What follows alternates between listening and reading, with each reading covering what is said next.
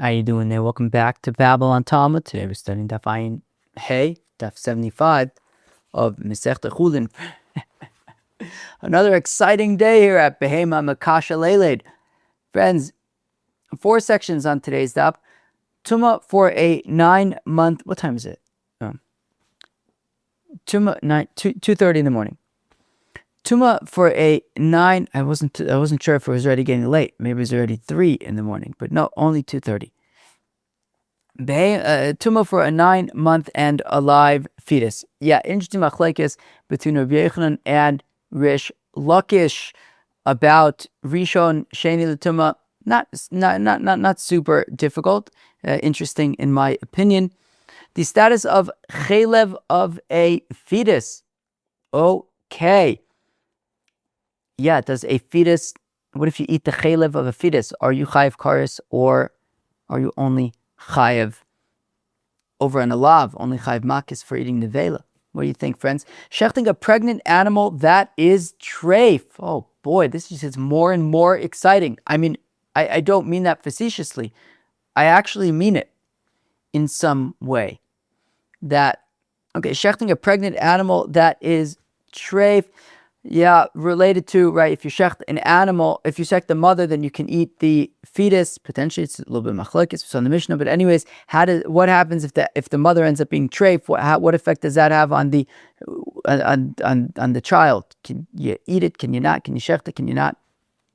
And finally, if a 9-month and alive fetus needs shechita, we saw that was we're going to really focus there on the machlokes between the Chacham and Reb Shimon Shazuri.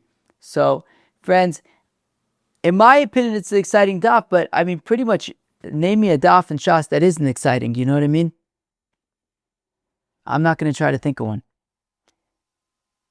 Friends, join me. Let's have a great time, and let's learn Daf Ayin Hey of Shechting Chullin. Friends, we begin. Daf Ayin Daled Amid Beis. 2, 4, 6, about 8 lines from the bottom. They ask a Kasha Ma'u Limnos Bo Rishon V'Sheni. Rabbi Yochanan Omer Monin Bo Rishon V'Sheni. Reb Shimon ben Lakish Omer Ein Monin Bo Rishon V'Sheni. Friends, Rishon V'Sheni, Rishon l'Tumah, Sheni l'Tumah. So you have a ew. No, you know what? I don't want to talk about ooze, even though that's my default to talk about ooze. But because we're talking about Ben Tisha Chai, that is really a calf rather than an ewe, because sheep, they develop for 5 months. So I don't know if it's a Mishnah or a Gemara in Bechoros. I should really check it up because it seems to be coming up a bunch. I don't remember if it's a Mishnah specifically, but apparently it comes up in Masechta Bechoros that the term for a sheep pregnancy is 5 months, whereas the term for a calf pregnancy is 9 months. So if we're talking about Ben Tisha Chai, so it's really a calf. So I should, even though my default is to talk about ewes, I should really be talking about cows. So cows just seem so big. They just seem so hard to even talk. It seems like big to even talk about, let alone like handle physically. But anyways, cows. So I don't know. I want to talk about sheep, but I have to talk about cows. What can you do? I also have to go to the bank this morning. Can you imagine? The bank. That's what gets me out of the house. The bank. It's amazing, like what the little things that are gonna cause the kink in the system. The bank. All of a sudden, the bank calls. You have to sign a document. You have to come. All right. Al Kaponim. Where am I?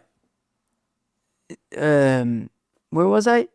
A cow. We're talking about cows. Anyways, so. Tumah, wait, what are we talking about? Cows, right, okay. So you have a cow and you shecht the cow. Okay, unbelievable. So now that you shecht the cow, it is essentially ochlin. It's food, so it can become tummy with tumas ochlin. Great. So you have a dead sheretz. The dead sheretz falls on the cow. Dead sheretz is an avatuma. The cow becomes a rishon tumah. Now the shaila is, inside the cow, there's a ben tisha chai. Inside of the cow, there is a fetus that has already been developed for 9 months, and it is alive. The question is, is the cow going to be a Rishon Tumah? Is the calf going to be a Rishon Tumah like the cow is? Or is the cow, the mother, a Rishon Tumah and the calf is a Sheni Tumah? As you can imagine, this could be related to the machlokas between Reb Meir and the Chachamim. Reb Meir had said that this Ben Tishachai is its own animal, it requires its own shechita. Well, if it's a separate thing, then you can imagine that while the mother would be a Rishon, it as its own animal would be a Sheni Tumah, which is a whole interesting question about how it could be that something that's alive could be Makabel Tumah to begin with. Anyways, so we're going to talk about that as well. Now, and if you say like the Chachamim that we're going to see, it's not exact. We're going to see more in the Gemara, but for now, we could kind of put it into Chachamim Reb Meir terms because that's what we're familiar with. And according to the Chachamim who say that by shechting the mother, it also counts for this ben tisha chai for the fetus as well. So you can imagine that we can consider the fetus to be part of the mother, just like the mother's Rishon Tumah, so the fetus is also Rishon Tumah. Okay, so that's the question here. If the mother becomes tameh, it's a dead sheretz falls on the mother. The dead sheretz is an avatumah. The mother's a Rishon Tumah. What about the fetus? Is it a Sheni Tumah or is it also a Rishon Tumah? That is the shaila over here. So let's read it again. Ibadu they ask Akasha. Ma'u limnos rishon v'sheni. So, when it comes to tumas ochlin by the mother, so vis-a-vis the child, would it be a rishon l'tumah or a sheni l'tumah? Rabbi Yochanan says the mother is a rishon l'tumah and the fetus is a sheni l'tumah. Reb Shimon ben Lakish Amar, whereas Rish Lakish says ein monin bo rishon v'sheni. Sheni, no. It says Rish Lakish, it is not that the mother is a Rishon L'tumah and the fetus is a Sheni L'tumah. Rather, they are both Rishon L'tumahs because Naisek Eges ha amiskashkesh be klipaso, that we view the mother-fetus relationship like a nut that has a shell relationship. Just like if a dead sheretz falls on a nut, we won't say that the shell is a Rishon L'tumah and the nut that's inside the shell is a Sheni L'tumah. No, the whole nut shell situation is one nut essentially, and it's a Rishon L'tumah. So you're also, the mother becomes tameh, and that same tumah applies to the fetus according to Rish Lakish. So Rish Lakish makes his case to Rabbi Yochanan, and he asks Rabbi Yochanan the following question. Habasar maga nevela. We had said in our Mishnah that in a scenario where you have a cow and the cow is behema makasha leilit, is struggling to give birth, and the fetus pokes out its arm, and then you shecht the mother with the arm poking out. So we said in that case, Reb Meir considers the arm to be nevela, right? Even though you shechted the mother, Reb Meir considers the arm to be nevela, and it's metame the fetus and the rest of the animal as well. So abasar maga nevela divrei Reb Meir, v'chacham omim maga treif shechita, whereas the chacham disagree with Reb Meir and they say that the fetus is touching treifa shchuta, that we consider the arm that's sticking out to be treifa shchuta, essentially tar midoraisa metame kodesh midorabanan, as we saw recently. What was it, yesterday, the day before? I think maybe even yesterday, the day before. So, fine. New. So we see that both according to, where am I? Okay. So both according to Reb Meir and the Chachamim, there is the fetus can become tameh. It's easier to talk about. I guess if we're talking about a korban, so then maga. I guess if we're talking about a korban. Anyways, I don't want to get into the complexities of kodesh and maga kodesh. It's easier according to Reb Meir. According to Reb Meir, it says that the arm sticking out is nevela. It will then be mitame the fetus and the rest of the animal. So now, Bishlam al-Adidi argues Rish Lakish. Rish Lakish says, look, our Mishnah where the arm is being mitame the fetus makes sense according to me, the amino chad gufahu, that I say that the fetus and the mother are the same body, and just like the mother is a rishon l'tumah, the fetus is also a rishon l'tumah. Hanu de is kasher b'dma de ime, because of course we know that when it comes to tumas ochlin, when it comes to food, right? What's supposed to say? Akozer zerua shay zerei aser nafal olav mayim yitma. Is that what the pasuk says? I don't know. Maybe I can even find it. Do we have the pasuk here? Oh, what's this? Yeah. I don't know. Do we have a pasuk over here? I don't know. Doesn't matter. When it comes to tumas ochlin, it has to first, as we know, be mukhshel lekabel tumah, right? If you have food and a dead sheretz falls on food, it's only going to be matame the food if the food first came in contact with a liquid. That could be any of the 7 liquids. One of the 7 liquids, including blood.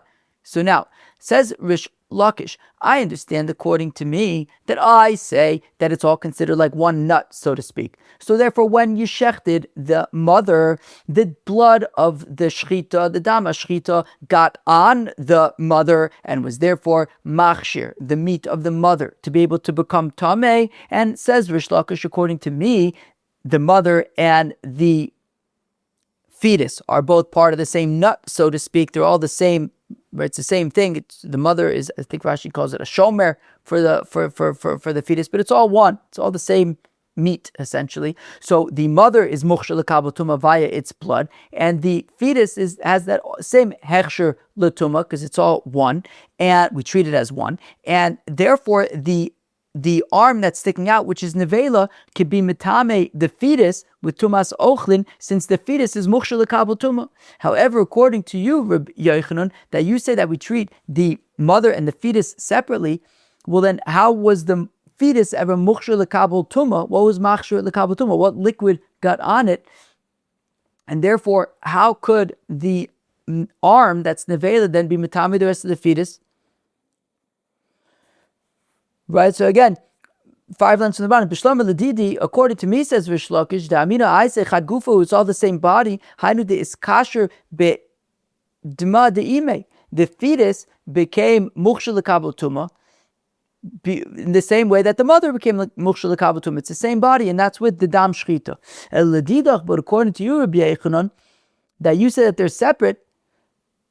B'mayis kasha, how did it become mukhshel lekabel tumah? What liquid fell on it? Amalei b'shchita Reb Shimon. Aha. So Rabbi Yochanan reminds Rish Lakish that there's a Mishnah on Daf Lamed Gimel of Masechta Chulin, and that Mishnah on Daf Lamed Gimel discusses a scenario of a bloodless shechita. Maybe all of you remember that there was a Mishnah on Daf Lamed Gimel where we talked about a bloodless shechita. And when there's a bloodless shechita, is the animal essentially mukhshel lekabel tumah? Can it become tameh? Because it has to come in contact with liquid in order for it to be mukhshel lekabel tumah. That's the general wisdom.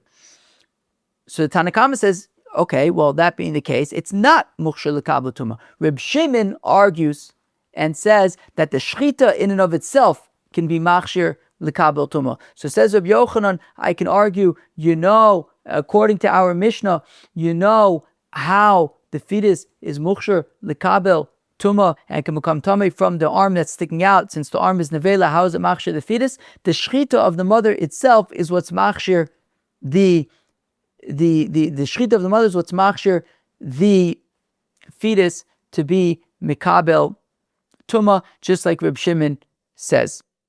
Eis Reb Yochanan Rish Lakish, Reb Shimon ben Lakish. So now Reb Yochanan Taka fires back at Rish Lakish. Over banor huchshur aluch lebeis hakvaros nitma.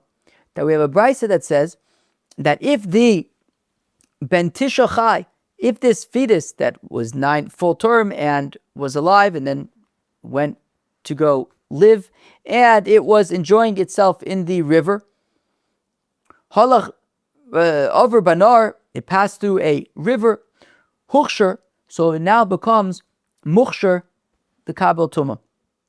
Halach leveis hakvaris, if it then so it's considered food, right? An animal that's alive cannot be makabel tumah. An animal that's alive cannot be makabel tumah. Now, however, what's unique about this scenario is that the mother was shechted. We consider like it's already shechted, which is very interesting. We're going to see more about this coming up. So here we have a brisa that says that, well, this animal that was inside of its mother when its mother was shechted, so now it doesn't require shechita anymore. And now it was walking, so it's considered already shechted, it's considered ochel. So here you can have a scenario where you have an animal that's alive that can actually be makabel tumah, and it walked through a river and therefore came in contact with water and became mukhshel lekabel tumah. If now it goes into a cemetery, it can now become tamei nitma. It can become tamei bishlam ledidi. Says Rabbi Yochanan, I understand according to me that mina tregufen, I say that they are two separate bodies. So mishum achi huchsher in lo huchsher lo. That's why I say, right, that's I can explain why the brisa says that there needs to be a hechsher l'tumah before it can become tameh. It first walked through the river, became mukhsher l'kabel tumah before going into the Beis HaKvaros and becoming tameh. So says Rabbi Yochanan, this brisa makes sense according to me. I can explain why it first needed a hechsher tumah before it could become tameh, because they're two separate bodies, and the baby needs to become mukhsher l'kabel tumah. El ledidach, but according to the Amrat Chad Gufahu, but according to you, Rish Lakish, you said it's all the Zelba thing. It's all one body. Ha'izkasha b'dma de'ime. Well, this fetus was already mukhshel l'kabel tumah, because when the mother was shechted, there was the blood. The blood was machshir the mother, and when the mother was machshir, so was mukhshir, so was the fetus. Why do you need this hechsher l'tumah in the river? B'shchita yeveshta udlok Reb Shimon. Well, Rish Lakish would say that if it was a dry shechita, like we discussed in the Mishnah and Daf Lamed Gimel, so you could have a bloodless shechita, in which case the mother wasn't mukhshel l'kabel tumah. And says Rish Lakish, if that's the case, well then the fetus would require a hechsher l'tumah. So that's what the brisa is talking about according to Rish Lakish, and that's why the brisa describes if it walks through the river, it becomes mukhshel l'kabel tumah, and then if it goes into the cemetery, it becomes tamei. Now, frag the Gemara, man tana over banar uchsher haluch the Beis HaKvaros nitba. Who is the tana that says that when this fetus, right, this ben tisha chai, right, that was subsequently born and now is alive, whatever, okay. I don't need to explain that anymore. That's obviously what we're talking about. We're talking about walking around and living further. We're talking about a ben tisha chai that then was taken out of the mother and went on to live. So who is the Tana who says that if this ben tisha chai over banar walks through the river, huchsher becomes mukhsher l'kabel tumah, halach to Beis HaKvaros nitma, and then it goes to the cemetery, becomes tameh. Who is this Tana? Rabbi Yochanan, Rabbi Yossi Haglili, says Rabbi Yochanan that it is Rabbi Yossi Haglili. The Tana that we learned in the Brisa, Rabbi Shimon ben Elazar, Omer Mishum Rabbi Yossi Haglili, mitame tumas ochlim, that a ben tisha chai can become tameh with tumas ochlim b'tzarich hechsher, and it requires a hechsher l'tumah. Says Rabbi Yossi Haglili that this ben tisha chai, here we have an animal that's mamish alive. It's walking around in the river, and it can track tumas ochlin, even though it's alive. Whenever do we have a scenario? When do we ever have a scenario of something that's alive, an animal that's alive, becoming tameh? Here you go. Here's an example. You have a ben tisha chai that was already became the shechita of the mother works for it. It doesn't require shechita, and now it's a bit of a cheilev if it requires shechita or not. Let's not even get into that. Sheesh, what a complicated sugya.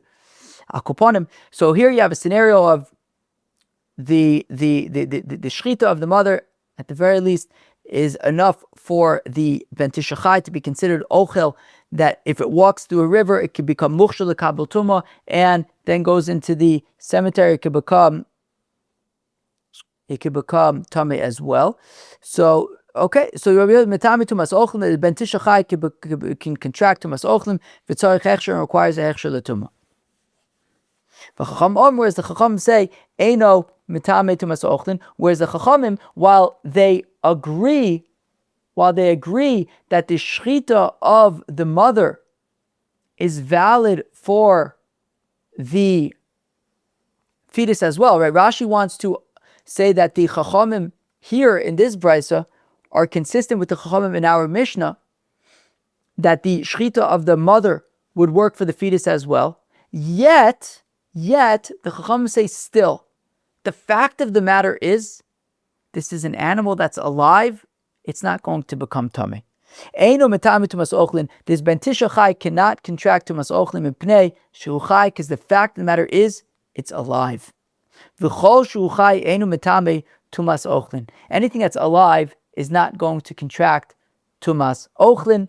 So even though, yes, the Chacham in this brisa are consistent with the Chacham in our Mishnah, according to Rashi, that the shechita of the mother works for the fetus, and therefore it would be considered like this fetus is shechted, and therefore it should be considered like ochlin. It should be able to be makabel tumah. Nonetheless, the Chacham say the fact of the matter is, we have an animal here that's walking around, it's alive, it cannot contract tumas ochlin. But Rabbi Yochanan the Taimei, and Rabbi Yochanan is consistent with his reason to Amr Rabbi Yochanan, because we know that Rabbi Yochanan says Rabbi Yossi Aglili u'Bei Shammai Amru davar echad. That Rabbi Yossi and Rabbi Yossi Aglili and Bei Shammai are in cahoots. They say the same thing.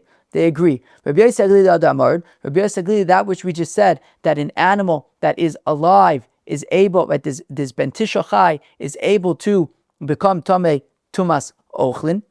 And Bei Shammai detnan, Bei Shammai have a Mishnah in Masechta Uktzin. In Mishnah Masechta Uktzin, towards the end of the Masechta, detnan, one of the last Mishnayos in all of Shas Mishnayos. Dogim meimosim mekabel tuma. Fish, at what point can they become tamei tumas ochlin? Right? Because as we're saying, it's an animal or even a fish that's alive cannot become tamei tumas ochlin. Once it's dead and it's food, it can become tamei tumas ochlin. What's unique about fish are that they don't require shechita. So when it comes to an animal, it's pretty clear. Once you shecht it, it becomes ochlin. What about a fish which doesn't require shechita? So Beis Shammai says, Beis Shammai omrim mishe yitzodu. So Beis Shammai say, look, once they are caught, once you catch a fish, and since it doesn't require shechita, from that point we can already consider it dead. From that point, and from that point it will be makabel tumas ochlin. Beis Hillel mishe yamusu. Beis Hillel says, you have to wait until it is dead. Once it is dead, at that point it can become tamei tumas ochlin. Rabbi Kiva is somewhere in the middle. Rabbi Kiva omer misha she'ein yicholin lachios. Rabbi Kiva says from the time that they are no longer able to live. My benayu, what is the nafkamina? It's machlokes Rashi and Tosfos. What's the nafkamina between who? We'll get there in a second. Omer Rabbi Yochanan dog mikarteya ikabenayu. The nafkamina is a dog mikarteya. Okay, so what did we just saw? Let's have a look at the Mishnah first, and then we'll see how it plugs in with Rabbi Yossi Aglili. So, what does the Mishnah say? That when it comes to a fish, you catch a fish. At what point is it tamei tumas ochlin? You have Reb Shimon. You have Beis Shammai on one extreme. Extreme. It sounds extreme. You have Beis Shammai on one end of the spectrum, that they say immediately after you catch it, since there's no shechita required, you can already consider it like it's dead, and at that point it can become tamei tumas ochlin from the time that it's caught. You have Beis Hillel on the other end of the spectrum, who says no, it's only tamei with tumas ochlin once it is dead. And you have Rabbi Kiva in the middle. He says from the time that it can no longer live, if you throw it back in the water, it won't live. From that point, even though it's still alive, it could already become tamei tumas ochlin. The Gemara says, "My benai, what's the nafkamina? The nafkamina between who?" So Rashi says the nafkamina between Rabbi Kiva and Beis Hillel. Beis Hillel says that once it's dead, it can become tamei tumas ochlin. Rabbi Kiva says it could already become tamei tumas ochlin when it's still alive, but it has to already be past the point of no return. And Rashi says that the point of no return is, even though the fish is still flopping around, but there is a dry spot by the fin that is the size of a coin. At that point, the fish is past the point of no return. And while Beis Hillel would say it is not yet tamei tumas ochlin, because it has to be dead to become tamei tumas ochlin. However, Rabbi Kiva says, no, at that point it's past the point of no return. Tosfos says, we don't need to know the difference between Rabbi Kiva and Beis Hillel. How come? Because if you look at the three opinions on our spectrum, you have Beis Shammai, you have Rabbi Kiva, and Beis Hillel. Beis Hillel is the unique one here. They say, look, once it's dead, it's Tamei Tumas Ochlin, not before then. Beis Shammai and Rabbi Akiva both say that it could already become Tamei Tumas Ochlin when it's still alive. So it says Tosfos, really we need to know the distinction between the two opinions here that say that it could become Tamei Tumas Ochlin while it's still alive. What's the difference between those two opinions, Beis Shammai and Rabbi Akiva? And there, Tosfos says that we're talking about a fish that's still flopping around pretty floppily. It's still pretty alive.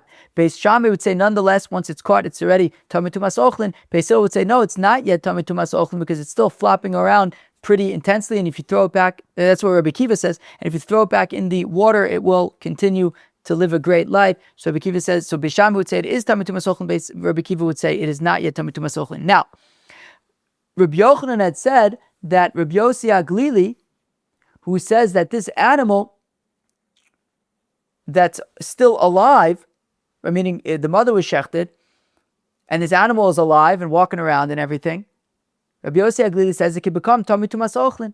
That is like Beis Shammai, who say that once you catch this fish, we can already consider it like it's dead and like it's food, even though it's mamish, flipping and flopping. Says the Gemara, Ba'i Rav Chizda asks, Noldu bedagim simanei treifa ma'u. What if in the fish there are simanei treifa? Says Rashi, this question is directed towards Rabbi Akiva. Rabbi Akiva, who says that once already the fish is going to be unable to live, so then at that point it's already Tamei Tumas Ochlin. So this seems similar to like a treifa kind of vibe, right? As we learned about by treifas, as we're about to get into briefly right now, that essentially you could say that a treifa is not going to live anymore. So what if you have a fish that essentially has simanei treifa? So do we say, well, it's not going to live anymore? So at that point already, so even though it's flipping and flopping, well, it's a treifa, it's not going to live already at that point. It becomes Tamei Tumas Ochlin. Let's see what the Gemara says. So by Rav Chizda, noldu bedagim simanei treifa. Now, when it comes to fish, there's no concept of a treif fish. There's a concept of a treif animal. We learned all about treif animals. We learned all about treif birds. But there's no concept of a treif fish, right? It's not like when you buy a fish and you knock it with a hammer, or you knock it somehow, or you cut something, and nobody's looking for treifas.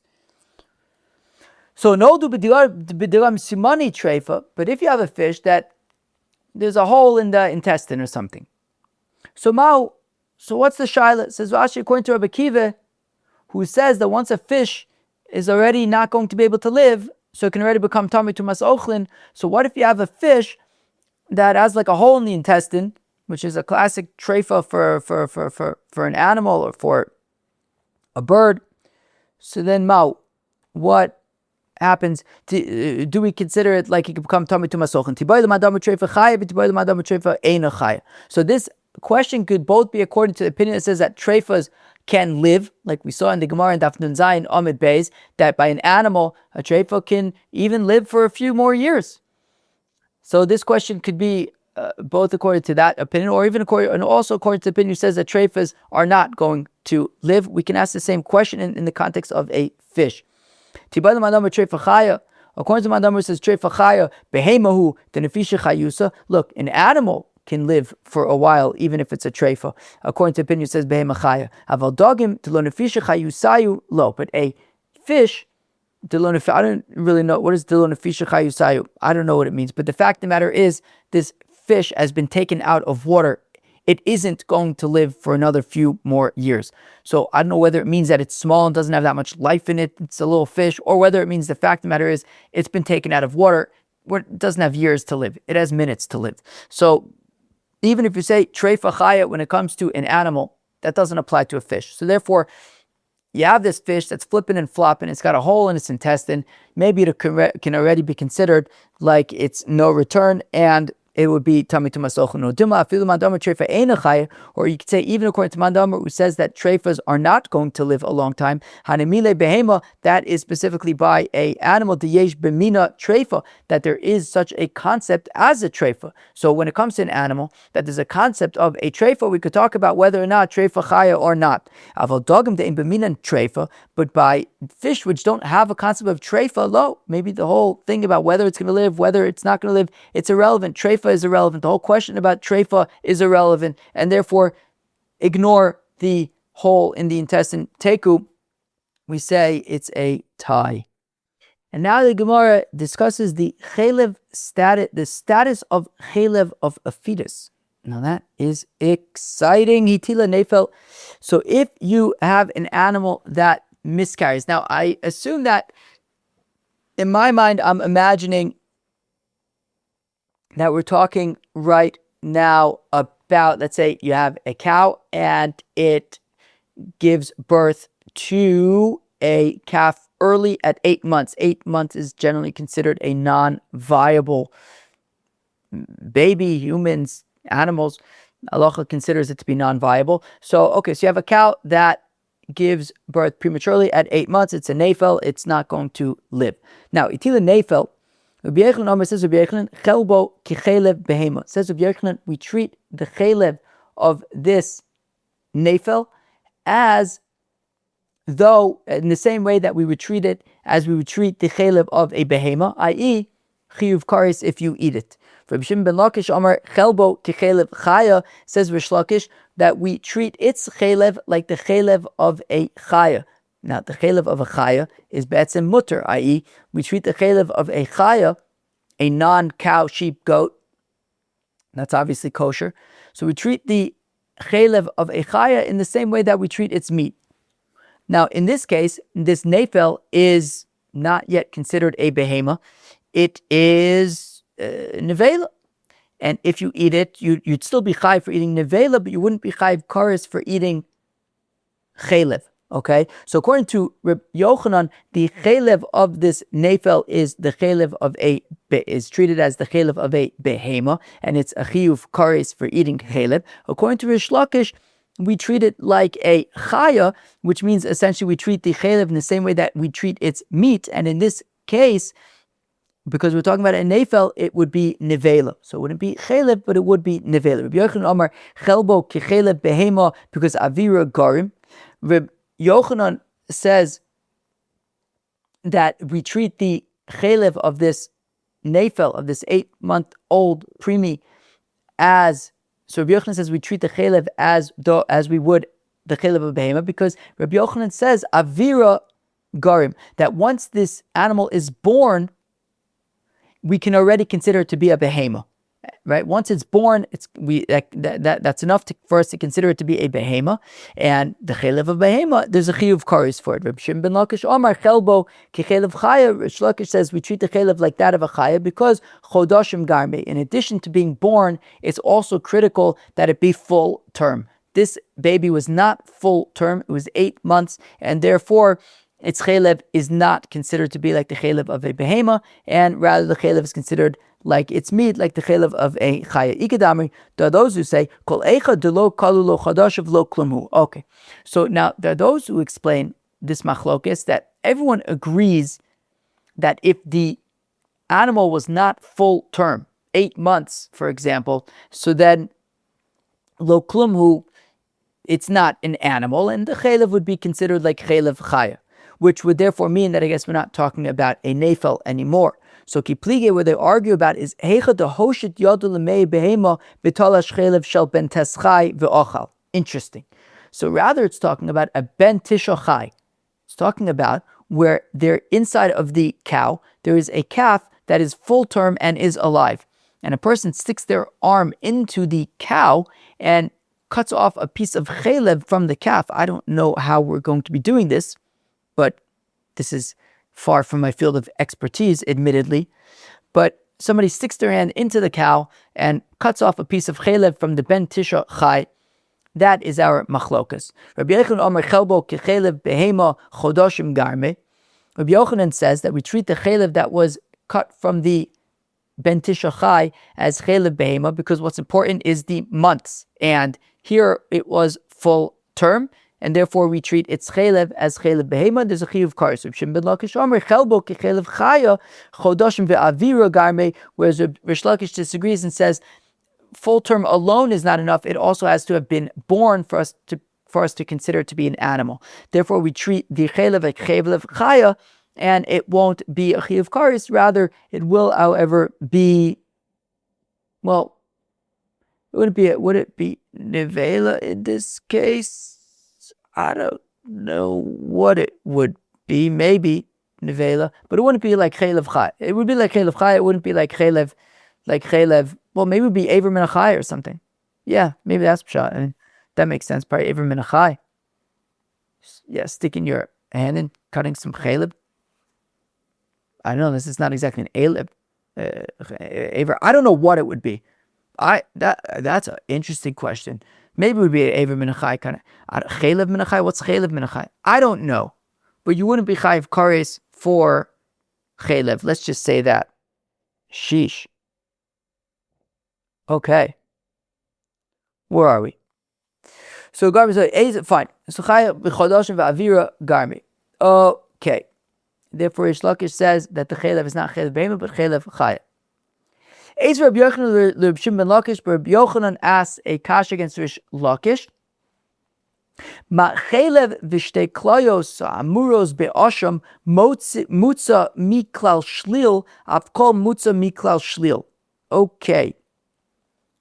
Rabbi Yochanan asks a kash and Rish Lakish. You see, when it comes to korban shlomim, in the third parak of the book of Leviticus, in parak Gimel of Sefer Vayikra, so the Torah describes the emurin of a korban shlomim, and it describes the cheilev mechases hakerev, the cheilev hashemer al hakerev, and it describes the cheilev of the kidneys. And then there's a repeat in chapter 7 of the book of Leviticus by korban asham. The Torah repeats, and the cheilev and the 2 kidneys. Why did the Torah need to repeat by korban asham?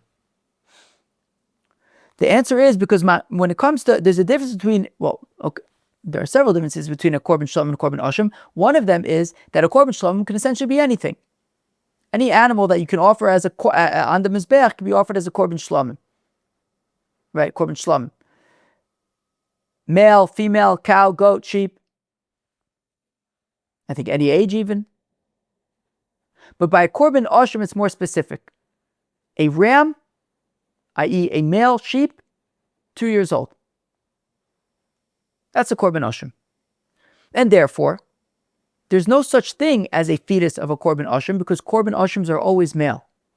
So now, when the Torah says cheilev v'shtei klayos amuris ba'asham, when in the context of a korban asham, the Torah says the cheilev and the 2 kidneys, mutza miklal shlil, it's obviously we are not talking about the cheilev of a fetus because there is no fetus by korban ashams. There could be by a shlomim, but not by an asham. And therefore the Torah tells us about the cheilev and the shtei klayos by korban asham to say that just like by korban asham, obviously the cheilev of a fetus is excluded because there is no fetus by an asham because it's male. Avkol mutza miklal shlil. So then even by a shlomim, even by animals where there could be a fetus, do not burn the cheilev of the fetus on the mizbeach. So says Reb Yochanan. So Reb Yochanan wants. So we're going to see that Reb Yochanan and Rish Lakish are both going to use this same brisa and how do I what's the word I'm thinking of? Use the same brisa and oh boy, the word that's coming to mind is twisted, but twisted kind of has like a negative kind of thing, but use it. How about this? Yeah, they're both going to use this brisa to argue in their favor. So Rabbi Yochanan is now using this brisa to make an argument against Rish Lakish, and he says again, Rabbi Yochanan says that the cheilev of this fetus would be considered like cheilev behema. So says Rabbi Yochanan, I understand according to me, that's why we needed a specific pasuk to say, even though the cheilev of a fetus would be considered like the cheilev of a behema, like I say, says Rabbi Yochanan, therefore the Torah needed to come and say, but if we're talking about a korban, you're not going to burn it on the mizbeach. Even though usually the cheilev of a fetus would be considered cheilev behema, I don't want you to burn it on the mizbeach. But according to you, Rish Lakish, Why should there's no havamina to say that the cheilev is a cheilev behema? Why do I need to bichlal exclude anything? Amalei taimadidi nam mialcha. Says Rish Lakish, Rabbi Yochanan, guess what? In my opinion, this brisa actually comes to support me. Those who say, and here we see how, there are those who say that it's actually Rish Lakish who's asking the kasha and Rabbi Yochanan, just like the cheilev and the shtei aklayos, when it comes to korban asham, obviously are not talking about the cheilev of a fetus, because there is no fetus by an asham. So avkol, mutza, miklal, shlil. So also any korban, even when it's female and there is a fetus, don't burn that cheilev on the mizbeach. Bishlam al-Adidi says, Rish Lakish, according to me, that I say that the cheilev of a fetus is not considered cheilev behema. I'm dafka learning it from this pasuk. This pasuk is coming to teach me, don't say that the cheilev of a fetus is like the cheilev of a behema. Don't say that. You might think so, but no. Comes the pasuk to say the cheilev of a fetus is not like the cheilev of a behema, and that is why you are not going to burn it on the mizbeach. Mishum achi mi ate rachmanu. That is precisely what the Torah is coming to do, to teach us that the cheilev of a fetus is not like the cheilev of a behema. But according to you, that you're saying, no, the cheilev of a fetus is the cheilev of a behema. That's why I need the pasuk to come and teach me not to, why do you need the pasuk to teach you not to burn on the mizbeach? The opposite, argues Rish Lakish. Burn it on the mizbeach. Rabbi Yochanan, if what you're saying is correct, that the cheilev of a behema, that the cheilev of a fetus is considered the cheilev of a behema, why in the world would the pasuk be coming and saying don't offer on the mizbeach? Why not offer on the mizbeach? Just like any cheilev of the of behema, the cheilev and the shtei aklayos or whatever. So didach likaryev, according to you, Rabbi Yochanan, why would the Torah say not to offer it? Offer it. Rabbi Yochanan says, not so fast. What about mechusar zman? What's mechusar zman? An animal, when it's born, within the first week that it's born, the first 7 days, you can't offer him as a korban. Why not? It's a kosher animal. Nothing wrong with it. It's healthy. Offer it right away. Why not? We say, no. We don't want you to offer an animal that's less than a week old. Wait until its 8th day. So it says, the same thing here. Sure, the cheilev of the fetus is considered like the cheilev of a behema. But nonetheless, the Torah says, we don't want you offering it. So, okay, fine. So both Rabbi Yochanan and Rish Lakish have this machlokes about the cheilev of a fetus, and both try to argue their case from the same brisa about the cheilev and shtei aklayos of an asham. Okay, fine. And now we discuss shechting a pregnant animal that is treif, right? So we have this same scenario of the bentisha chai. You shecht the mother, you find inside a bentisha chai, the mother ends up being treif. So now, and what's the nafkaminas for the bentisha chai? Amar Babble says, "Rabbi, a shechita is a treif, somebody who shechts an animal, a cow, which turns out to be treif. Umatzuba bentes chai, and inside is bentisha chai. The dibra oser matur, the dibra matur oser. Says Reb Ami that the dibra oser, according to Reb Meir, who says you're not allowed to just eat this bentisha chai, you have to shecht it, matir. So he would say that, okay, this bentisha chai is mutter. Sure, the mother turned out to be treif, but the baby is its own thing, right? You have to shecht it. It requires its own shechita, and it's kosher. Shecht it, and you can eat it. The matir oser, but according to the Chachamim, who say that you don't need to shecht the bentisha chai, the shechita of the mother works for the fetus as well. So according to the Chachamim, it's essentially considered part of the mother. The mother's treif, the fetus is treif oser, and it is therefore oser. Rave Omar, however, Rave argues with Reb Ami, and he says the divrei amatir nami motor, whereas Rave says that even according to the Chachamim, this fetus is also mutter. How come? Daled simanin achsher berachmana. I think we've seen this before, right? Yeah, in Daf Ayin Daled. So we saw it yesterday, I guess. That daled simanin achsher berachmana. That Rava says that according to the Chachamim, they say that when it comes to the fetus, you actually have options. You have 4 simanim to work with. The 2 simanim of the mother, trachea and esophagus, and the 2 simanim of the fetus. Now, if you shecht the mother and shecht her 2 simanim, and she's kosher, the fetus is kosher, so beseder, you don't need to shecht the fetus. You don't need to shecht the ben tisha chai, because you already shechted the mother's simanim.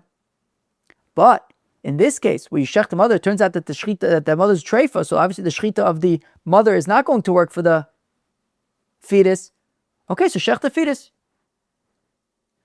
Kilu, when the mother's healthy, so you don't need to shecht the fetus. You shecht the mother, it works for the fetus as well. But if the mother turns out to be treif, so then shecht the fetus. You can also shecht, right? There's 4 simanim for us to work with. It doesn't have to be the shechita of the mother. It could also be the shechita of the fetus as well. And therefore, in this case, you'll shecht the fetus, and it is fine, even according to the Chachamim. Amr Rav Chizda says of Chizda, shechit is a treifa motzuba ben tes chai. Says of Chizda, you shecht a treifa, and inside is a ben tisha chai. Ta'un shechita. So the ben tisha chai requires shechita. V'chai bezov v'chayim ve'akeva.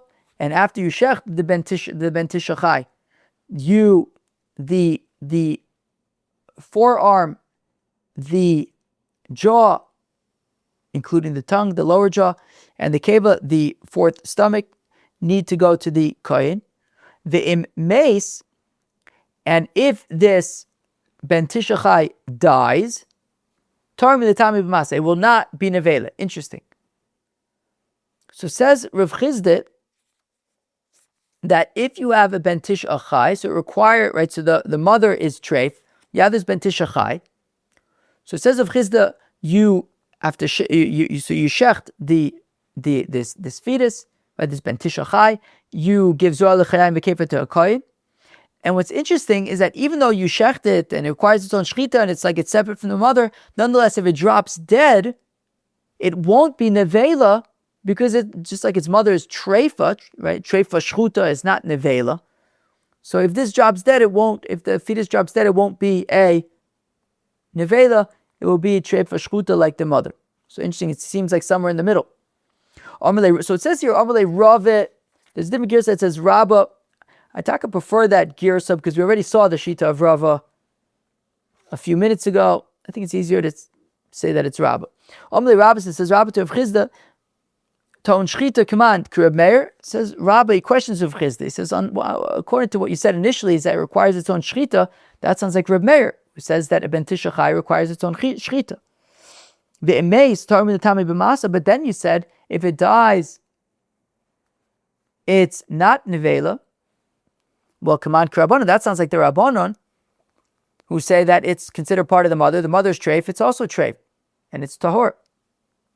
So the taimech to which Rav Chizda responds to Rabba, Hadutani Reb Chia, what about the bryce, this following brisa of Reb Chia? Hashoichet is a treifa matzuba ben tes chai. Somebody shechts a treifa and finds inside a ben tisha chai. Ta'un shechita. So we say it requires shechita. V'chai b'zohar l'chayim ve'akeva, just like Rav Chizda says.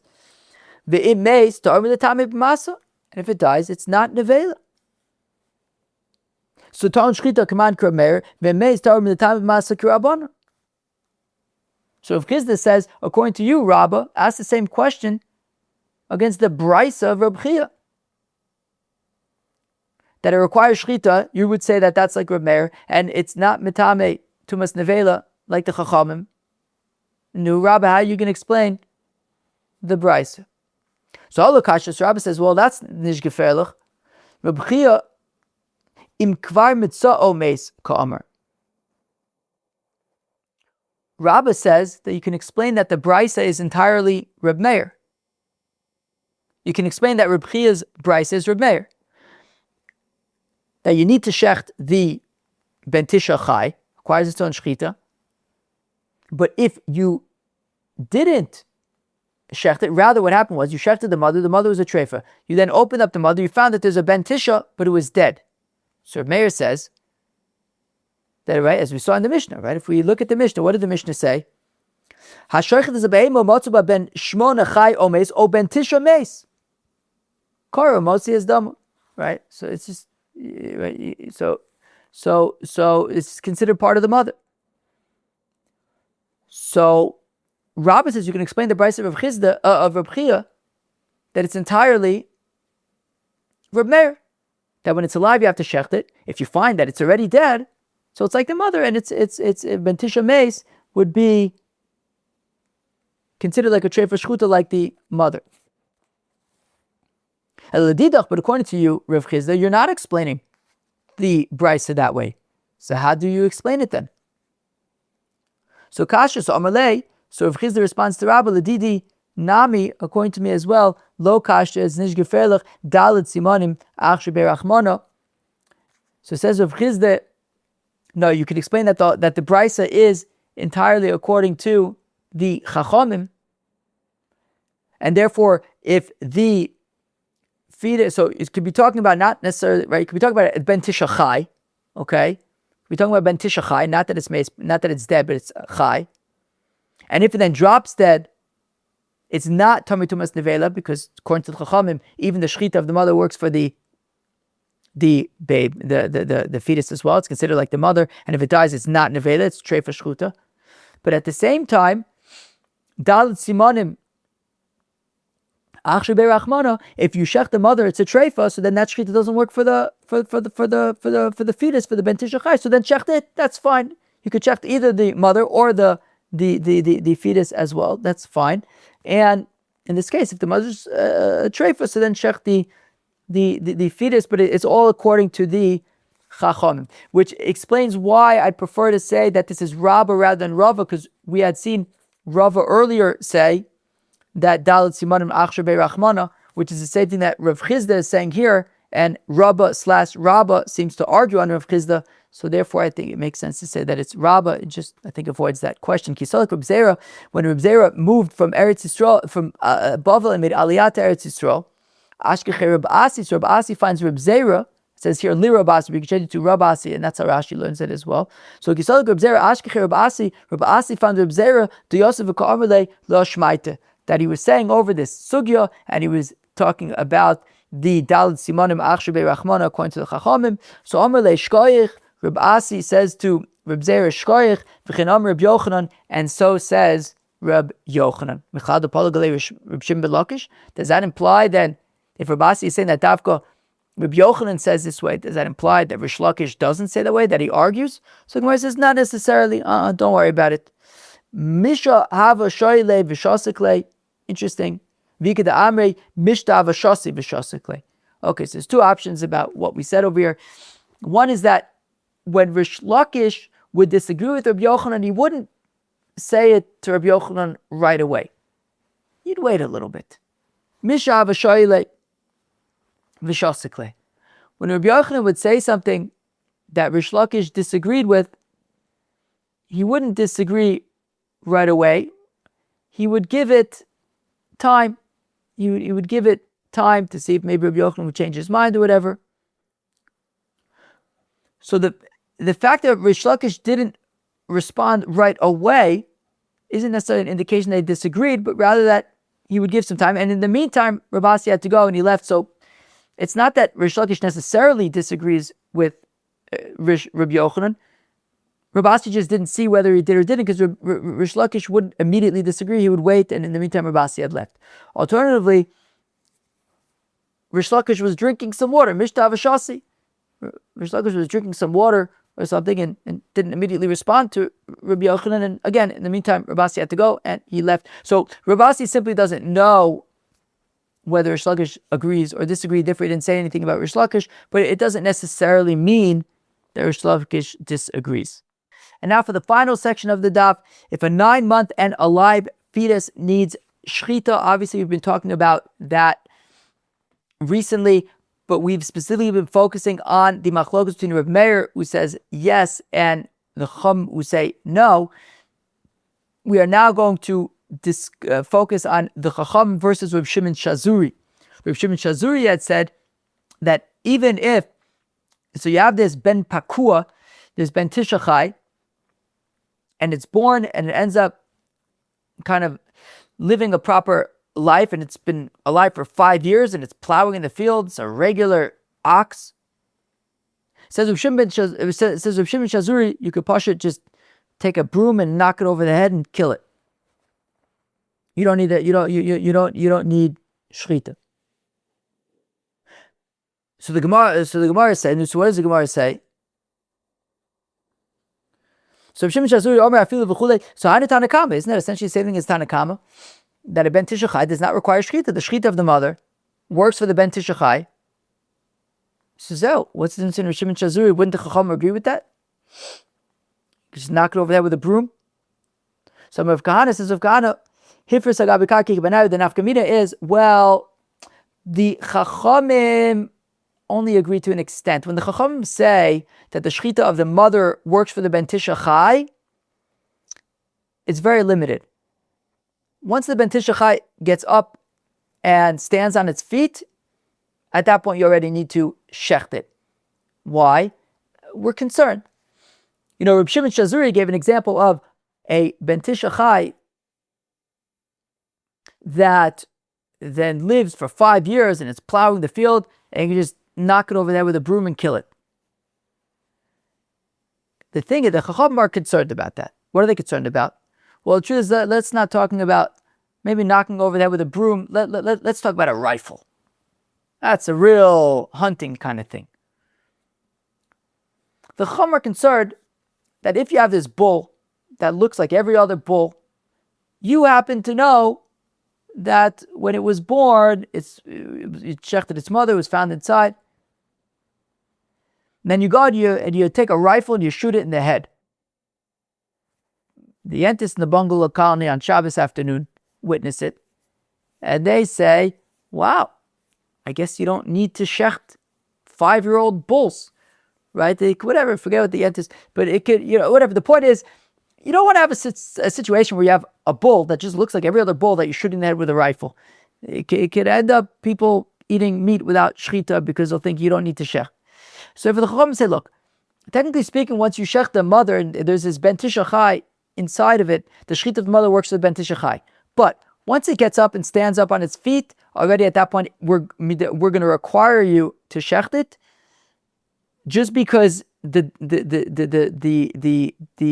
the optics of this, right? If you have this animal that looks like every other bull and you're shooting it out with a rifle, people are going to think, oh, I guess you could shoot animals in the head with a rifle. But Reb Shimon Shazuri is not so concerned about that. Fine.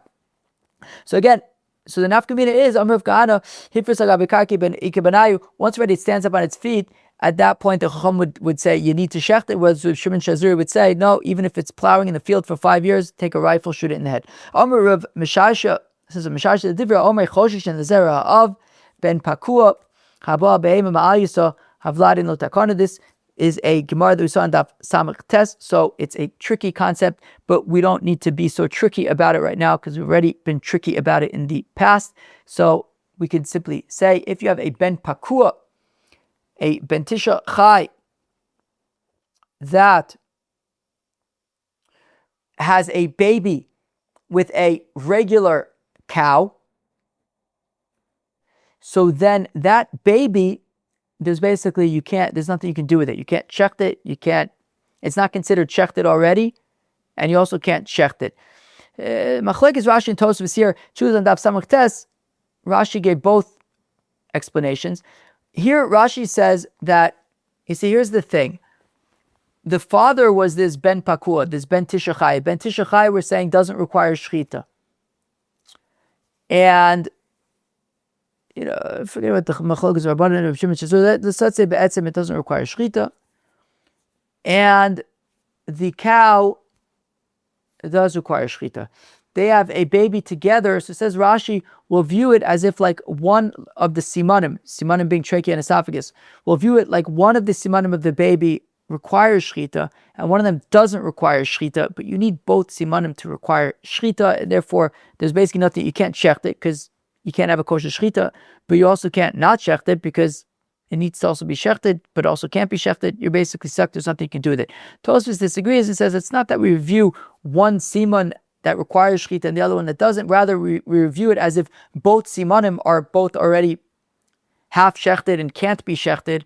And for shechita to be kosher, you have to shecht rov of a siman, but there's only half of a siman to shecht. So anyways, they disagree, but it's a bit of a tricky situation. But if you have a ben tisha chai that has a baby with a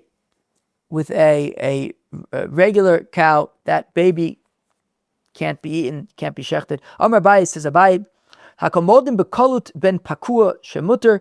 Everyone says Abaye. Everyone agrees. However, even though the Chacham had said that once it stands on its feet, you can no longer shoot it in the head. However, it says Abaye, if that ben pakua, if that ben tisha chai, its hooves were not fully split, well then you can shoot it in the head even after it's stood up on its feet. By the time I'll come, because it says Abaye that anything unique, anything different, anything surprising, people remember. And therefore, when you go and shoot that animal in the head, people are like, oh yeah, right, that was the one that was a ben pakua with the hooves that weren't properly split, and they won't come to just shoot all animals in the head. Ikidam to those who say, Amar Baya komodim bekalut ben kluta ben pakua shemuter. That those who say that what Abaye says is that if you have this ben tisha chai, that its hooves are not fully split, and its mother's hooves were not fully split, and its mother was also a ben pakua. So in that case, you can shoot the baby in the head. My timer trei tmiye midkar d'chire inche, because a double surprise people remember. And in this case, there's a surprise by the baby. It's a ben pakua with not fully split hooves, and it was the son of a mother that was also a ben pakua with not fully split hooves. A double surprise, people would realize, it's being shot in the head because it is it's a ben pakua. That's already considered shechted. Amr Zairi says, Zairi Amr Chanina halacha Reb Shimon Shazuri, that the halacha is like Reb Shimon Shazuri, that even if it's 5 years old, you could just shoot it in the head. V'chein oya Reb Shimon Shazuri mater bivno v'ven beno atzov kol adoris, and that Reb Shimon Shazuri wouldn't just allow the ben pakua to be shot in the head, but even its children and children's children, etc. Rabbi Yochanan Amar hu muter uvno aser. Rabbi Yochanan says no, the ben pakua could be shot in the head even 5 years later, but not any of its offspring. Adabar chabu avale ben pakua. Ababar chabu had a ben pakua. Dinofal duba ale. Even though dove sounds like it would be a bear, Rashi says it's talking about a wolf. Also, the comment of Ashi and Adabar chabu came to Rav Ashi. Amle zil shachate. And Rav Ashi says you have to shecht it. Amalei ha'amar Zairi, Amar Chanina, but you know Zairi said the name of Chanina halacha Reb Shimon Shazuri. That the halacha is like Reb Shimon Shazuri, that you don't need to shecht it, you can just shoot it in the head. Reb Shimon Shazuri mater b'vno v'vembeno atzov kol ados. Reb Shimon Shazuri wouldn't allow not just it but also its offspring. V'amar Reb Yochanan lo. Even Rabbi Yochanan lo ka'amar ela bino aval iu lo, and even Rabbi Yochanan who disagreed, only disagrees with the offspring, but at least with the ben pakua itself, he agrees that the halacha is like Rav Shimon Shazuri. Amalei, so Rav Ashi responds to Rav Adabar Chabu. Rabbi Yochanan did Rav Shimon Shazuri ka'amar. Rabbi Yochanan doesn't actually hold like Rav Shimon Shazuri. He was just commenting about Reb Shimon Shazuri, that Reb Shimon Shazuri would say that you can kill it 5 years later, but not its offspring. Now, just if anybody was wondering, so what just happened? Adabar Chabu had this ben pakua. This ben pakua then got attacked by a wolf. Rav Ashi says you have to shecht it, you can't shoot it in the head, because he says like the Chachamim, Rav Ashi is passing like the Chachamim, who say that if you shoot it in the head, we're concerned that people are going to shoot other animals in the head, therefore don't shoot it in the head. So you have this ben pakua. In principle, it is already considered shechted, right? Like the chachamim, the mother was shechted. The animal is already considered shechted. Nonetheless, Rav Ashi paskins like the Chachamim that you can't just shoot it in the head because we're concerned about other animals. So therefore you have to shecht it properly. What about the fact that it was attacked by a wolf, right? We had learned back in Elu Treifis that an animal that's attacked by a wolf is a treifa. Yet over here it's okay because technically speaking, the animal is already considered shechted from the time it was born. But shouldn't Rav Ashi be concerned that people are going to allow animals that have been attacked by wolves? So Tosfos asks the kasha, he says, people will notice if you simply take a shotgun and shoot it in the head. And that people will be like, wait, why did that happen? It's less noticeable. People are less pay attention, like that animal was attacked by a wolf and it's a treif. There's less of a concern about that aspect of it. So there we could rely that it's already considered shechted, and that aspect we're not concerned about what that could lead to. But shooting in there with a shotgun, people will notice, and that could lead to people shooting other animals in the head with a shotgun. Now, v'amar Ravin bar Chanina amar Ula amar Chanina halacha Reb Shimon Shazuri. But didn't we say that the halacha is like Reb Shimon Shazuri? Why is Rav Ashi passing like the Chacham? Not only that, but rather, whenever we see the opinion of Reb Shimon Shazuri, the halacha is always like Reb Shimon Shazuri. So why is Rav Ashi passing like the Chacham and not like Reb Shimon Shazuri? So Amalei Rav Ashi says, "Ono kiha Sruli." I hold like the following: the Amar Yonason halacha Reb Shimon Shazuri b'mesukin u'v'trumas ma'aser shel demai. It says of Ashi that I hold like what Reb Yonason says, that the halacha is like Reb Shimon Shazuri only in the following two cases: the case of mesukin and the case of trumas ma'aser shel demai. Do I have any coffee left? No, not really, but my throat is dry. 1 second. It's a good thing we're mamish at the end here. After how long? I'm recording for 1 hour and 20 minutes already. It's going to be shorter on the recording because I'm going to edit some stuff out, but sheesh, one long daf after another. Anyways, so Savashi, the halacha is like Reb Shimon Shazuri when it comes to mesukin and trumas ma'aser. Mesukin, what is the case of mesukin, of dangerous? Titran, of course, it's a Mishnah in Masechta Gittin. Parashona Yuomim, initially they would say ayotze bakoler, that if somebody is being taken out by the authorities to be executed, V'amar, he says kisvu get leishti, quickly write a get to my wife. Hare elu yichtvu v'yitnu. He didn't, he had a lot on his mind, and when he said write a get, he didn't mean just write it, he meant write it and give it. So even though he just said write a get for my wife, it means write it and quickly give it before he's killed, so that she'll be a almana, so that she'll be a grusha rather than almana, and she won't have to deal with yibum. Chazulomar, that then said, I'm a farish, even if somebody says this when he's about to leave on a boat someplace and he's nervous, he's about to go out on a long caravan journey.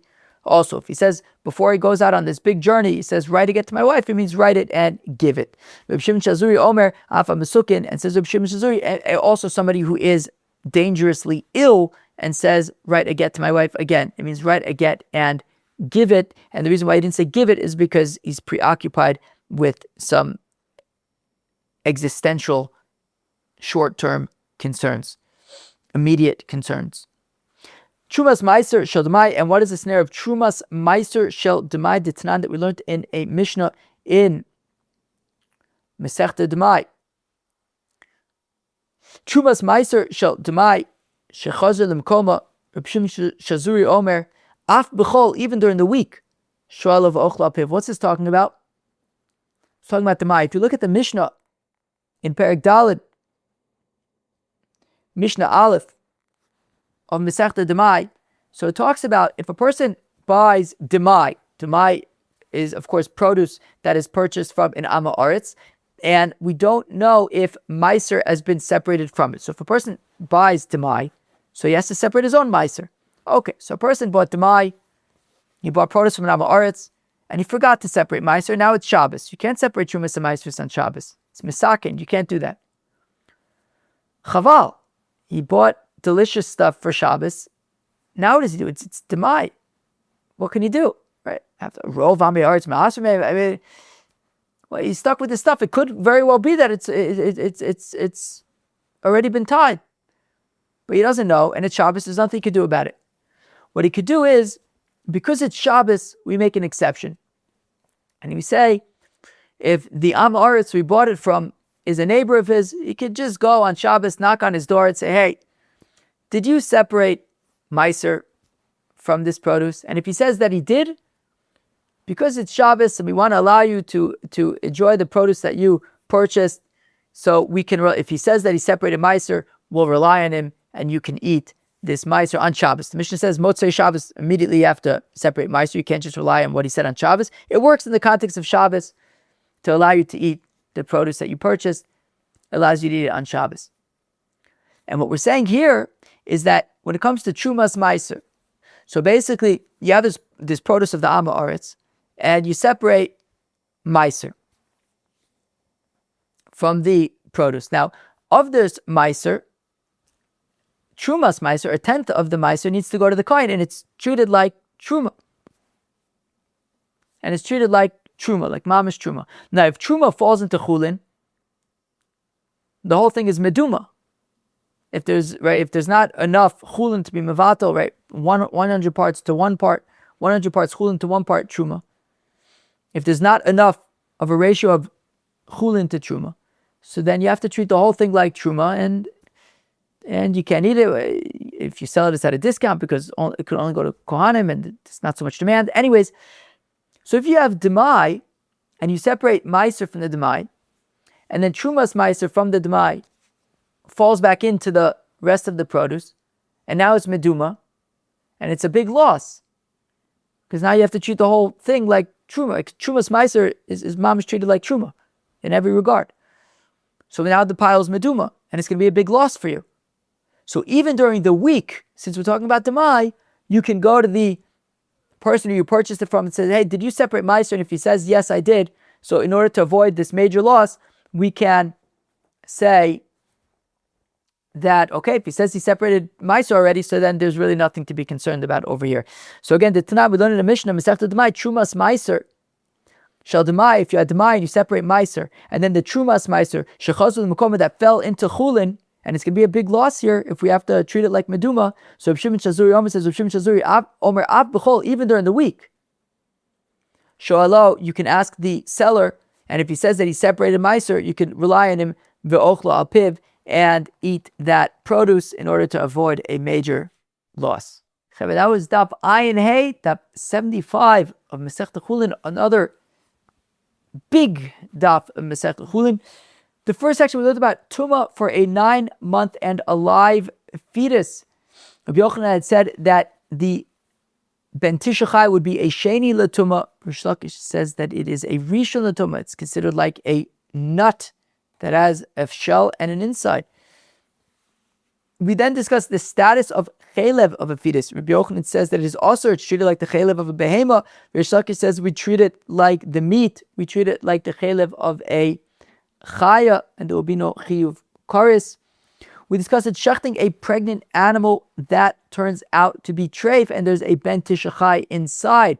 So what do you do then? So Reb Ami says, look, according to Reb Meir, who says that you have to shecht the ben tishachai, so he'll say that there's no problem over here because the ben tishachai is considered separate from the mother, and you could shecht it and enjoy it. However, says Reb Ami, according to the chachamim, who say that the shechita of the mother works for the ben tishachai, so then the ben tishachai is considered like part of the mother, and if the mother's treif, then the ben tishachai is also treif. However, we had said that Rava said that even according to the chachamim, they say that the ben tishachai can also be shechted, and it's fine because you can shecht either the mother or the fetus, and if the mother's treif, you could shecht the fetus as well. We saw that Rav Chizda also agrees with that opinion of Ravit.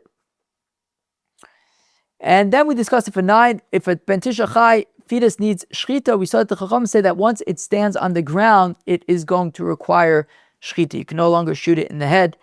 Whereas Reb Shimon Shazuri says it does not require shechita. Even 5 years later, it's out plowing, you could take a rifle, shoot it in the head, and enjoy some lunch. Chevre, that was Daf Ayin Hey, Daf 75 of Masechta Chulin. I hope you enjoyed. Have a great day. Cheers.